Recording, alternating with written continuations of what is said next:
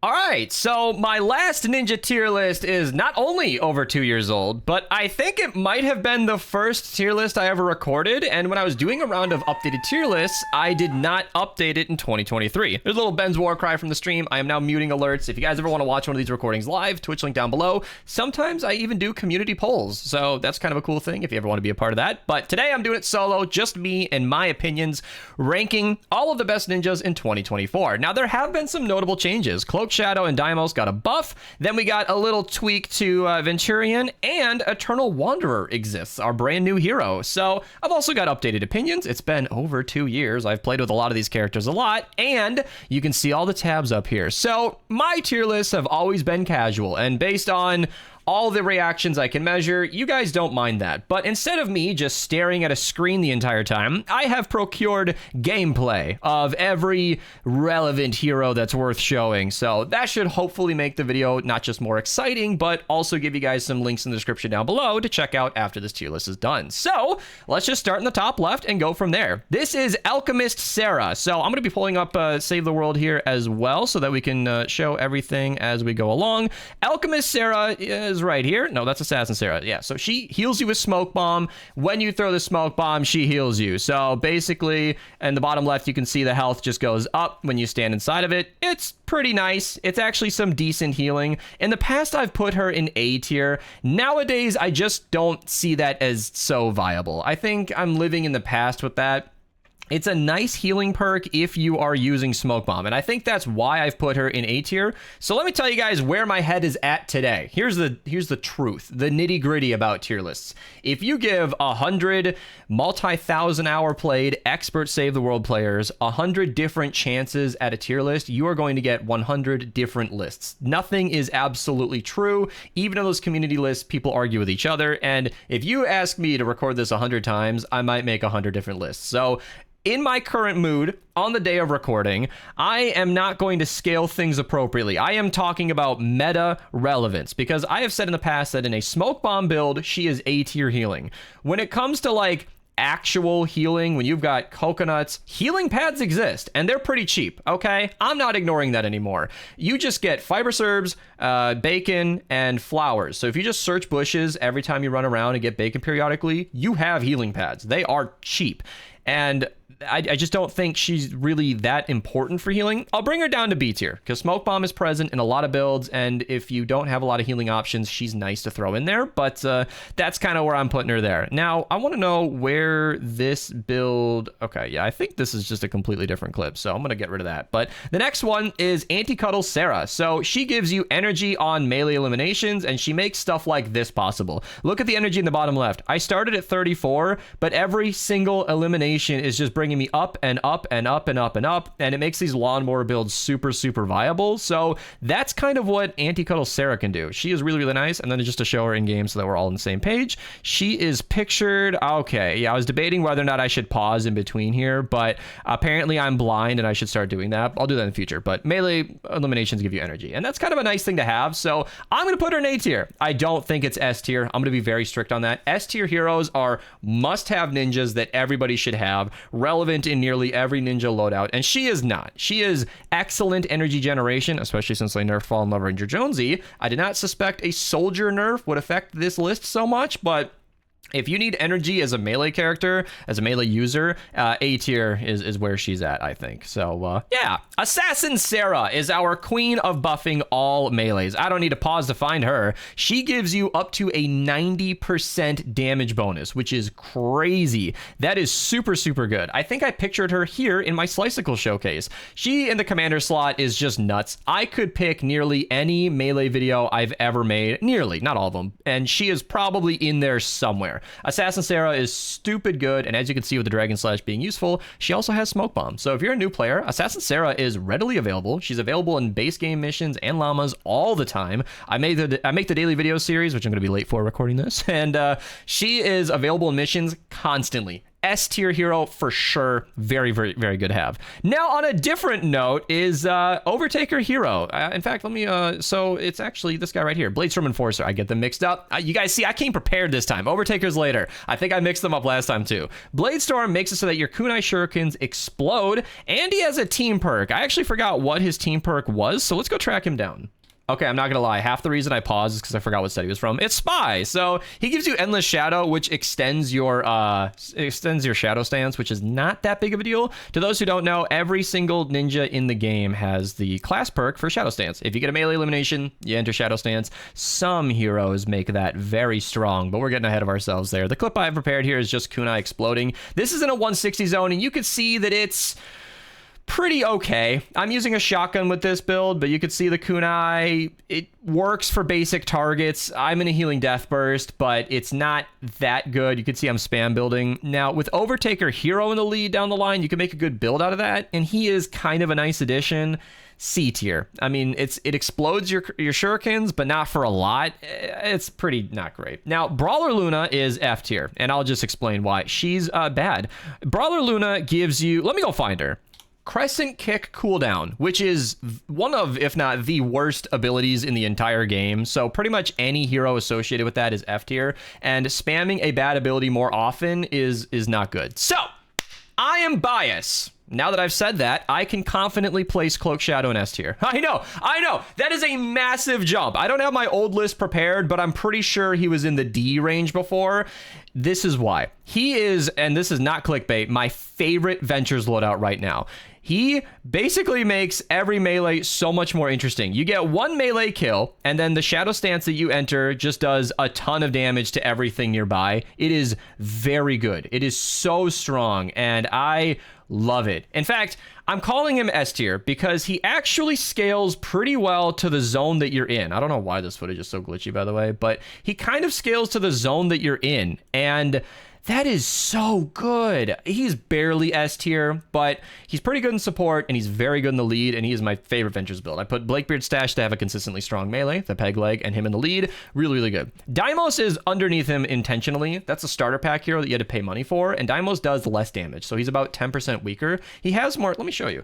There was a commenter who told me that he loaded up his game and he checked, and that they have the same stats, and I said, bullshit. I loaded up my game. I wasn't playing Fortnite that day. I paused The Witcher 3 to check this, and they do not have the same stats. I knew they didn't, but he lied to me. So Daimos has more health and shield, which could be good if you're having trouble staying alive, but that lower hero ability damage does actually reduce the damage. I tested this. This is not an assumption. I saw less damage, and it's about 10% less. It's not that significant, but it is that significant. So he's S tier all the same, because I think the health is a good trade-off, but Cloak Shadow in the lead is the one that you want. Now, the next one we got here is Cloak Star. He just makes it so that your shurikens throw in a fan, and I think he gives you a team perk that involves throwing stars.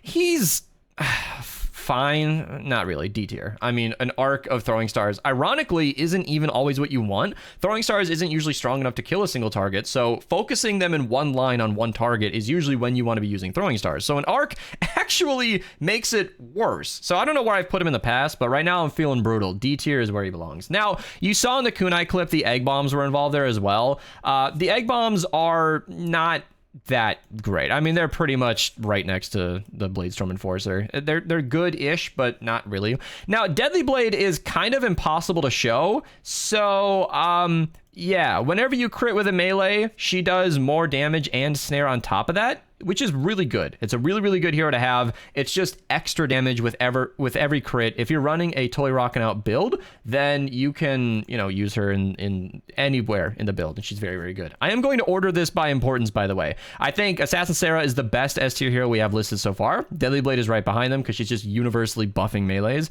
And then actually Cloak Shadow universally buffs them, but less in my opinion. I don't know. This is debatable. I'm not going to dig into this too deeply. They're all amazing heroes up there. Now, Deadly Lotus Luna is interesting. So in the past, I might have ranked her pretty poorly. She gives you a 25% damage bonus to afflicted targets. Let me go find her. So in the past, I might have ranked this pretty low because I had a pretty bad opinion of spears. However, in an unreleased video, this is not out yet, I was motivated through donations. They really wanted me to check out the Sir Lancelot, and the Sir Lancelot shredded. And making a weapon this good, 25% stronger, is awesome. So I don't know. Some of the spears in this game have elevated my opinion of her, which is great. I love being wrong and finding out that a hero I wrote off is bad, but as bad as actually good. But yeah, she kind of impressed in that build at least. Now, I know, the weapon itself was doing the heavy lifting, but all right, I can respect her as like an A tier support perk. Maybe even lead, I don't know. But if you got a good spear, she's awesome. And honestly, a 25% damage bonus to afflicted targets is pretty good considering affliction on melees is very, very strong. So it's something you're already using. So most enemies are going to have affliction anyway. And if you're critting a lot with Deadly Blade Crash, she makes them afflicted, which can activate Deadly Lotus. So yeah, in a crit build with spears, she's all right. She's all right. She's all right. Now, the next one we have is less exciting. Deadly Star Scorpion, if I recall, is another shuriken hero. Yeah, so he gives you affliction on the shurikens. I don't know how good that is. Now, I'm going to put him low, and it's a little mean. I'm not saying his perk is bad. I'm saying that there are so many good ninjas that he's like the 7th pick you'd want in support. Like, if you're just using shurikens, which I often do when they're available, they do pretty good damage. They can take out a mist monster sometimes. It's good. It's good. And supporting that in any way isn't necessary. Usually your primary is going to do the heavy lifting, so I think he's C tier. He's just like with these guys. Your shuriken, your kunai should rarely be your primary build. As you guys saw, it struggles pretty hard, and making that a little better doesn't really help. So shuriken should never be your primary build, and making it a little better doesn't really help. So C tier it is. Now for Dennis, I have a special little clip for you guys. Now I don't have my music routed. Let me fix that. All right, I am prepared to show you a cute moment with Archer. Well, they're not $3 a month. Archer, come here. Come here, come here, come here, come here. Get your ears ready. I'll make you know. Why are you across the map? That's Archer for you. Yeah. Did these despawn? About to find out. After a couple seconds, they do here. This is the closest I've ever looked at this. Look at that Durburger. Look at it. Back in my day, they were just a missing texture model. You ready? Everybody get your ears ready. Oh, I heard it. Wasn't that great? There you go. So that's what Dennis Burger looks like. Now, Dennis is an okay hero, especially since they nerfed Fallen Love Ranger Jonesy. He now gives you 2 energy per second after an elimination instead of 6, which is massive. He has come back into the conversation a little bit. He gives you a little bit of health and energy, and I do mean a little bit. On an 8% drop rate, his burgers are proportionally bad. On average, that's every 12.5 kills, you're going to get a burger, and you're only going to get a little bit of energy. So 5 energy for 3 seconds is basically every 12 and a half kills, you get 15 energy, which is a lot. Is not a lot. So if you are spending less than 1.2 energy per kill, which you're usually not, he's, you know, for reference, a Dragon Slash costs 50 energy. You would have to kill like 40 enemies with that to justify Dennis. That's my point. So yeah, Dennis is okay. He's kind of nice. He's there when you need him, and he does give you a nice little sound. I'm going to put him with Alchemist Sarah. I think he is good to and he's more universal, so I'm going to put him higher up in B tier. He's there. Don't forget about him. He's not the best healing, but he's an option. He's an option. Now, Dimmok Mari is a hero that decreases smoke bomb cooldown, which is kind of okay. I don't know if I actually prepared a clip for this. Ventures loadout, kunai. Yeah, there it is. So smoke bomb used to be huge. Yeah, so she's kind of useful. You can see that she gives you smoke bomb cooldown. It reduces it a little bit, and smoke bomb's not the strongest build ever. It used to be very, very good. We'll talk about that a little later on with the other guy. This one right here. No. We'll talk about it later on. But yeah, smoke bomb cooldown reduction is B tier. Again, it's an okay perk. It's just not that great. Now, Dire has a really interesting team perk. Let's talk about the team perk real quick. If we go to a hero loadout, Toy Rockin' Out, this is a point redeem on stream using Rue. Let's see if we can find it real quick here. So his team perk is Hunter's Instinct. That comes from Dire as a mythic lead, and he, as a mythic hero, he gives you a damage and melee bonus up to 40 stacks. So you kind of have to do some math, but 0.24 damage times 40 is a constant 9.6 per hero. So if you multiply that by all of your support perks, now you're enjoying a 48% damage bonus and your melee life leech, which is actually kind of good. And it's, I think, only active at night. So that's really, really tricky to take advantage of. In Frost Knight, you can take advantage of that. But I decided to use him one game. And the most notable part of the mission was increasing my pickaxe damage. Look at that. 740 on a crit. Okay. All right. That's a lot more than the 500 that we're used to. So that was kind of fun. And I did do pretty good damage. It didn't blow my hair back. So I think I'm just gonna... I paused there and it scrolled my page down. So I think I'm going to put him in like C tier. This is the kind of thing where my opinion could change suddenly depending on my mood on the day, but low C tier because he only gives you a movement speed bonus of 25% in support at night, which is not very helpful. As mentioned, in Frost Knight, that can be really useful, but in the lab dungeon, that's really useful, but those two modes out of the entire game does not justify any kind of S tier. So yeah, C tier is fine. Dragon Slash. Now, I don't actually... Oh, Dragon Scorch. Yeah, so I don't have that many good things to show here. I should, because Dragon Slash just mows stuff down. It's really, really good. And S tier, I think, is fair, because he is an S tier generalist. I want that to be very clear. Those who skip to the end might not understand why I put him in S tier. He is not going to carry you in 160s, and you're not going to hit that much harder than your power level. However, if you need something basic for every venture season, every event mode where you can't craft your own weapons, if you're a new player who just wants a good perk to get through the entire game, Dragon Scorch will do that. He makes your Dragon Slash wider, further, more damage, and he's really, really solid, so I just like it. He's a solid hero that's been consistently available. AS407 said that in chat, and I couldn't agree more. He's just always there when you need him. I'm going to put him below Cloak Shadow, but yeah, I think S tier, just because he's always there and always seems to come back into the conversation, solid character. Now, Energy Thief Mari is an easy F tier. She gives you energy when you crescent kick. So Fleet gives you a 12.5% movement speed bonus. I love him. Honestly, I love him. He's just always there. It is the most boring A-tier hero in the entire game. You run 12.5% faster. I don't know what else to say about that. In fact, I've always recommended him to new players because if you're a new player who can't fill out an entire squad, maybe you follow one of my videos and you're missing one of the heroes that I recommended, he can go and support and improve pretty much any loadout in the entire game. You just run quicker, so yeah. Now, Forged Fate gives you sword energy efficiency, which is not that useful. That's basically when you're spamming heavy attack. So there aren't that many sword heavy attacks that have any use. In the right build, she's exactly the lady you want, commander perk. But unless you're spamming Spectral Blade, which is, or like another weapon that's a sword, I don't know. There's like Killjoy can spin to win. C tier. She's very situational. Like C tier is perfect for like kind of go when you need her, but usually not.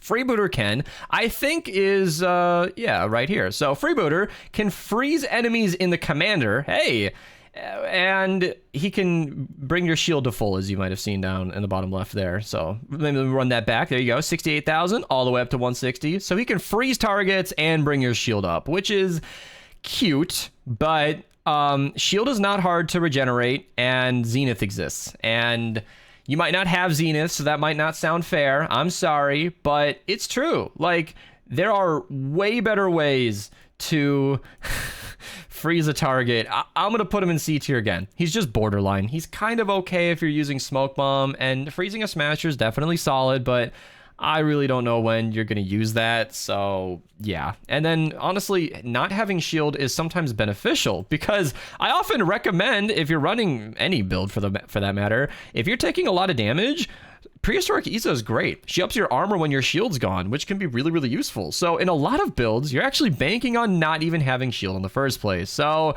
you might be able to make Freebooter work. I think C tier is generous because you can freeze a Smasher, but C tier, I think, is fine. Harvester Sarah is much like the Deadly Lotus, where she gives you a damage bonus to slowed and snared enemies with a scythe. I know, that is very specific. So there aren't that many fantastic sights in the game, and as mentioned, you're usually not slowing or snaring them. Granted, Deadly Blade Crash, aforementioned for the affliction, can snare enemies, which is kind of okay, alright, but 25% damage bonus is good. I just think it's too situational. Affliction was already built into your melees. A lot of melees benefit a ton from Affliction, and yeah, so I'll put her in B tier, low B tier. I think she's useful sometimes. There are some okay sides, but yeah. Hybrid is way popular with Sub-Zero Zenith. So this is how Zenith works. You freeze any enemy, and the Affliction can crit, which reactivates the freezing perk. And Hybrid extends that Affliction, which is really, really good. Affliction is really good on every weapon in the entire game. That 6 perk is top dog nowadays, and it's so common. And extending it by, what is it, like 30-something% is really good. Now, there has been a bug since release, and is still present as of recording, that he does his commander perk in support. So if you want to increase your Dragon Slash a lot, put Hybrid in support. I don't rank things based off of bugs that can get patched. He is A tier just because Affliction is ridiculous nowadays. I'll put him maybe above the ladies here, because they're just melees. He's everything. Melees have Affliction, range weapons have Affliction, Zenith is nuts and gets directly buffed from Hybrid. It's good. It's good. It's good. And if you want to make your Dragon Slash better, you can do that too. Now, this is the smoke bomb section of the video. This is Infiltrator Ken. Back in my day, he used to be ridiculous. This is an old video, 5 years old. Look at how big these smoke bombs are. Look at how massive they are. Back in my day, you used to be able to walk into an encampment, throw a smoke bomb, and everything would get hit. They wouldn't all die. I didn't think it was overpowered. Everything would get hit. It was so good. I don't remember what the exact glitch was. I'm gonna just take a guess. This might not be true, but it was something along these lines. I think his commander perk was increasing like something more than the radius. Like the radius is supposed to be 186%. I think the whole thing was like quadruple what it was supposed to be. I don't know. It's hard to explain, but maybe he was doing his commander perk in support, but his radius shrunk after this update, and it makes me sad. So I remember him as an S tier hero. Just honestly insane. That smoke bomb was massive. And now he's like C tier. I'll put him below Freebooter. He's okay. You should use him if you're running smoke bomb, but you shouldn't be running smoke bomb, so yeah. Intergalactic Ken. I'm going to make AS407 mad because he loves this hero and I don't. Energy weapon eliminations restores shield. Energy damage. I've been told this works with traps. I want to check that before I spread it, but he can be pretty useful if you're trying to get that shield up, like I said, better than Freebooter. And there are some certain builds that take advantage of him. I'll put him in a skeptical B tier, since AS has been showing me the way, slowly but surely. I'll put him in a high B tier, and Ray is the same thing, by the way. And that's where he's gonna stay. I've got some championing people who say he's A tier, S tier. I don't know, but I have found him to be exactly okay, and that's it. All right. Jurassic Ken gives you a 20% damage bonus to abilities without your shield. That is really hard to take advantage of. That is a really good perk. He's a dino. Dinos are great because they give you the team perk blast in the past, but the only time I've made really good use for him was this loadout right here. This is an updated Warcry minigun build, and it runs on Blast from the Past. This is for the Rage modifier in Blasted Badlands. I'm biased as that's the current event available while I'm recording, and making a minigun, which is already strong enough, do 20% more damage is tight. But you should really not be using Blast from the Past for abilities unless there's a Ventures modifier present. So adjusting for the entire game, I would say he's B tier. He is useful when you need them. Abilities are usually already strong, and making them even stronger is better, but you shouldn't be using Blast from the Past, so it's really hard to take advantage of him. So I'll put him like below Dennis in overall usability. He's like a sneaky hero. He's exactly what you need when the time strikes, but otherwise pretty not great. Now, Keelhaul. So her perk is really tricky. I have to show her to explain it. She gives you a bonus. Let's read it right here. So pistol damage increases sword damage by that amount for 6 seconds. And then there's the other guy who's like a soldier, I think, who increases There we go. There we go. Increases pistol damage when you deal sword damage. So the idea with these two heroes is that you are meant to be switching off between the Corsair and the Jack's Revenge. So in this instance, I'm doing like headshot damage with the Jack's Revenge, or I thought I did, and then I switch to the Corsair and then I do a bunch of damage. This is solo 140 gameplay. I know it's kind of an old video, but it still kind of demonstrates this. So the Jack's Revenge is a really hard-hitting weapon. You one-shot a nurse, reload it, and then you kind of have to run away, and you only get the bonus for 6 seconds, which means you're spending most of your time reloading or running away or immediately taking advantage of it and then backing off to reload. It's clunky as hell.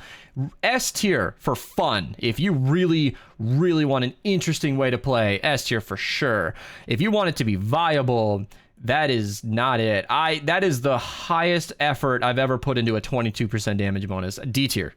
D tier. She is super fun. Those are very strong weapons. It's interesting. You guys got to know the game when it comes to a hero that complicated. It can be S tier fun and actually be viable if you're really good at the game. You can hit your headshots, but I never hit that flow, man. D tier. I just can't see it being worth it. This is like a meta tier list, so I feel like objectively she's on the lower end, but don't forget about her. That's just a fun YouTube video waiting to happen. And I think Matteo even made a video on that, so shout out to him.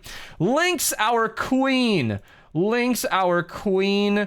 She is just so amazing for being really good in the MSK fight, because you can just activate that kunai, increase. So you can improve your that's an AR. Your wrath damage by 140%. And yeah, you guys know it's a casual recording when I don't cut that out. But yeah, she's a really good hero for instantly improving your damage. And that's it. She is extremely overhyped. She's really, yeah, we got there in the end. Yeah, thanks, AS. She's really good for instant damage, and that's makes her really good for the MSK fight, but like maybe A tier overall. She can be really good with the pot shot in regular missions, but the kunai, even with Happy Holidays, is on like a 9-second cooldown. It's a lot. It's a lot to wait for. If you consider your overall damage, you know, divided by the cooldown of the ability, her actual sustained damage bonus doesn't average out that well, but it's a lot of damage when you need it. So I'll put her in A tier just because she's prolific in the MSK fight, but it's an overhyped hero. You should not be using her in regular missions. Mermonster gives you a melee damage bonus when you have low health, which is not usually good. Paleo Luna, our queen of melees, wants us to have high health, and me wanting to be alive as a gamer wants to not have low health. So you usually do have low health when you're using melees, but a damage bonus of 44% is just not that much. I've never seen him good. On paper, he can be kind of useful. I'll put him in D tier. I've really never seen it. You're going to be dead before he's useful, and I've just never had anybody convince me he's strong, and the melee expert AS in chat is concurring with that D tier. I think we can high five on that one. I want him to be good. I don't hate him. I just don't see it. Now, I kind of showed kunai earlier. It's hard to illustrate this. Monks gives you bananas, and when you kunai, it makes the enemies trip on them. I don't even think she was in this build, and maybe she was. It's hard to tell with the gameplay, but she makes it so the bananas trip enemies. It's pretty bad. Even for like the other kunai heroes who I was kind of nice to, she's D tier. It's useful if you're running kunai, but I've said enough about that. Now, Overtaker, the hero that I got messed up with earlier, reduces kunai cooldown by a ton. In the commander slot, he can remove the entire cooldown with 2 kills and Happy Holidays. That's awesome. That's awesome. If you're in like a low-level Ventures mission, if you're a low-level player, you can get away with that. It will not scale to the end game. So in the meta relevance tier list, he's like low B tier. Low B tier. I don't forget about how insane kunai can be if you're a low-level player, but he's your commander if you do run kunai. B tier, I think, is fair. Paleo Luna, instant S tier. I should not have to explain that at all, but I'm gonna, because it's fun to talk about our queen. She improves your melee damage by a lot. Note that when you're running a melee build, you typically have a lot of health, and I surely made some video available. Yeah. My favorite Stormblade build. Look at all of these stacks of damage that are, if you want to watch this video video and learn all about this build, you should totally do that. But she, look at this, 1.8 million. That's my current build. That's a real example. I'm boosted by teammates and everything, and that's just normal. So 1.8 million, let me just round up a little bit here, times 0.09 means she is adding 100, actually that was in my graphic, wasn't it? It's somewhere in here, 162,000 damage to every single hit. That graphic was made for a different health value. That is so much. When you're swinging multiple times a second, she improves your DPS by hundreds of thousands of DPS so quickly. She is so strong that certain weapons can be spec'd triple attack speed. This is real. Look at my inventory. Triple attack speed Ravager, ready to go because of Paleo Luna. It is specifically because of Luna that Bright Core melees are very viable, because the improved attack speed from Bright Core improves Luna's damage so much that it's better than Sunbeam. Yeah, Paleo Luna's nuts. If she's not in the lead, she should be in support. 3% might not sound like much, but it's tens of thousands of damage added to every swing in support. That's stupid. That's stupid. That's stupid. All right. Spear heavy attack efficiency is F tier. Even in that unreleased Sir Lancelot video, the heavy attack was scarcely used and energy was not a problem. So F tier. They are fixing a problem that doesn't exist. There are some heavy attack spamming situations, ear splitter, where that can be really useful. In those scenarios, you can grab these guys out of the trash can. But in everyday use case, when you're just trying to kill the enemy in front of you, I don't see how spear heavy attack reduction helps you at all. Smoke bomb is not a heavy ability. It's not a lot of energy, and reducing the cost of it is nothing. I'm going to put Igor in support, in F here. I'm sorry. I recorded this while I'm hungry. That's a huge mistake, but that's just my problem. So Igor reduces the energy cost of Smoke Bomb. That's it. It's not good, and he's fixing a problem that's not there. Like I said, Smoke Bomb is not expensive, and he's not needed. Razor is okay, C tier. She has those extra daggers that do damage to enemies when you kunai. It can kill a Mist monster, but you can't control where those daggers go. So if you have a Mist monster in front of you and it kills a baby, that's an F tier perk. If it kills a Mist monster, it's maybe C tier. It's tough. Now, Dragon Slash is an expensive ability. At 50 energy, reducing it by, is she 30%, is actually a big bonus. Sarah Hotep decreasing Dragon Slash cost is actually kind of a big deal, and I'm going to put her in high B tier. Maybe A tier. I'm going to put her in high B tier. I'm pretty sure I've put her in A tier before. Reducing the cost of, let me do some math with you guys real quick. So let me actually go to Dragon Scorch. Since I'm already over the 30-minute mark and this recording has been scuffed as it is, let's just read them all. So you got a 50 energy Dragon Slash, 80 energy total after Throwing Star, and 120 energy after that Smoke Bomb. 30 energy, or 30%, let's do 50 times 0.7, brings us down to a 35 energy Dragon Slash, which is now down to 105 energy. It's not exactly enough to spam all of the abilities suddenly, but your energy generates at 6.2 energy per second naturally, with a 2-second cooldown after your last use. Meaning if you do Dragon Slash and Smoke Bomb and you wait just 2 seconds, 3 just to get the energy, 3 seconds later you can throw the... 3 seconds later, you can throw the Throwing Stars. Oh my god, that was a hard sentence. So, it's actually a really good perk. And if you have the Energy Pylon, you can afford all that easily with 15 to spare. She's actually a pretty good hero when you do the math. Now, Shuriken Master. What is she? Like one extra Shuriken? Yeah, it's kind of nice. It makes Throwing Stars, technically, if you throw 4 instead of 3, it's like a 33% damage bonus. It's kind of okay, but you never need her. I'm going to put her right next to Deadly Star, Scorpion here, because I just don't see how that's ever super viable.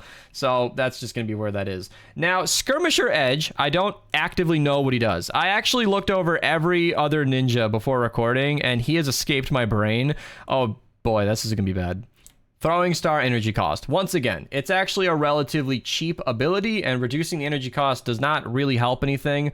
I'll put him in F tier just because we don't need him. Now, Energy Trail after you use your Dragon Slash is actually pretty good. I'll put her up here. So Snuggle Specialist Sarah, you've probably seen her before. She is actually pretty useful because Dragon Slash is as good as I've already said it a million times, and adding a trail behind you is really useful. I wish I could have found her actually quicker. There we go. I could have gotten some gameplay for this. I kind of spaced out on that part, but you Dragon Slash and it's a row of blue fire. It's pretty nice to have, and it actually does some decent damage. You can cut an encampment in half and then walk behind the flame, and enemies will walk into it and die. Pretty good pretty good. I'm pretty sure Stonefoot Crash is Crescent Kick, so we're just going to put her in F tier, and I have already talked for way too much, so we're going to speed up just a little bit. Thunderstrike Mari is kind of interesting. When your shield breaks, it stuns enemies around you. I've seen some builds where that's kind of useful, but it really just stuns enemies. It doesn't do any extra damage. It doesn't really help that much. I'll put her in like low D tier. I tried to make it useful one time, it didn't work. I believe Lamurai is a Shuriken character, isn't he? The fact that I don't know is usually a bad sign. Like, I prepped this recording in advance and I still don't, yeah, throwing star cooldown. Wasn't the other one? Oh, energy cost and cooldown. So reducing the cooldown in the lead can be kind of nice. You can spam him a little bit. I'll put him slightly above our other pretty okay Shuriken characters. C tier, I think, is fair for that. Stoneheart Farah, easy S tier. I don't know whether she belongs above or below Luna. We've got bows versus melees here. That is really, I guess she's in the top. She is literally the most popular ninja in the entire game. She is really, really good. She makes the chain lightning from the vacuum tube bow go so much further. She's awesome. She, I think everybody knows, but just to explain her, because sometimes I've skipped over this in the past. In my bow tier list, I skipped over the Xenon and the vacuum tube bow because I just assumed everybody knew. I was wrong. So she makes it so that it splinters off at other targets. That's really good. When the Xenon bow already pierces, the chain lightning on the vacuum tube bow can activate her perk to hit like 30 enemies total. And Cloud Burst can activate it. Like, it makes every bow in the game have more crowd clearing. And even though it's physical damage, it's still quite good. S tier, easily. Now, oh boy. So this is a mythic lead. Let me go and track him down. So Ken is interesting because he gives you a 75% damage bonus in Shadow Stance, which is not that great. Assassin Sarah is not mythic and available way more often and gives you more damage in the lead. It does require 5 hits, but you can get that pretty easily with a melee, and he gives you 1-2 punch, which is actually a pretty okay team perk for farming, believe it or not, because you can just phase shift and then heavy attack for free, and a phase shift is 15 energy, which is cheaper than a heavy attack, so, or an anti-material charge. So he's kind of okay. He's on the lower end of commanders for melees, and he's okay in support, and he gives an okay team perk. I think high B tier is actually perfectly fine. He's not great, but you shouldn't completely forget about him, so yeah. Varsity Hero is probably the most interesting S tier pick in the entire game. He is exclusively a support perk, but his support perk activates Rock and Riff. Those of you who know Totally Rockin' Out know exactly where I'm going with this. Hero, let me go find him. Here we are. Hero gives you a 7% chance to drop a football on the ground. Now that's like 1 in 14 enemies roughly. That's not a lot, but when you're using a melee, for example, you're already up in front of the faces of the enemies, and I don't have good footage to illustrate this, but imagine killing an enemy and then the football just drops into you basically, and then you activate Rock and Riff, which I didn't even say, improves your attack speed and damage by a lot, 50%, which is decaying immediately, so you're never enjoying that full bonus, but activating the team perk Totally Rockin' Out is insanely powerful because that team perk increases your crit rating by a ton and it heals you, and that's why he's an S tier. Any support perk that activates that team perk that easily is S tier instantly. That's where he belongs. Now, this is a hero, Venturion, who actually got a really big buff recently. They made his Crescent Kick spawn projectiles that do way more damage than they did before. I gave him a test, and he went from low F tier all the way to high F tier. So, round of applause to Venturion. Round of applause. I actually do have gameplay. Okay, I'm actually wrong. I went to my update video where all these heroes got changed. This is where Cloak Shadow got way better than he used to be. I didn't even mention that, by the way. Cloak Shadow got like a massive buff in damage, which is why he's viable nowadays.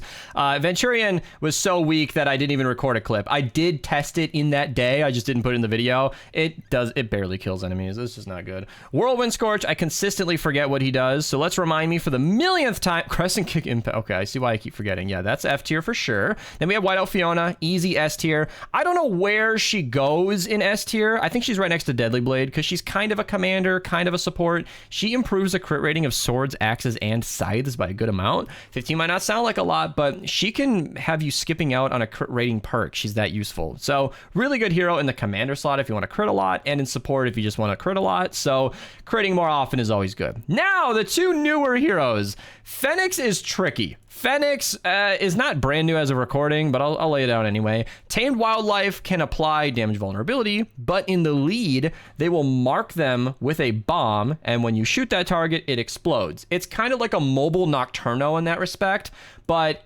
animal AI is really bad. He's like an S tier design and something like a D tier execution. I want that hero to be good, but the wolves, they just don't. Tamed wildlife just doesn't attack that many targets. It's really hard. The animals die before they can do anything useful. I don't know.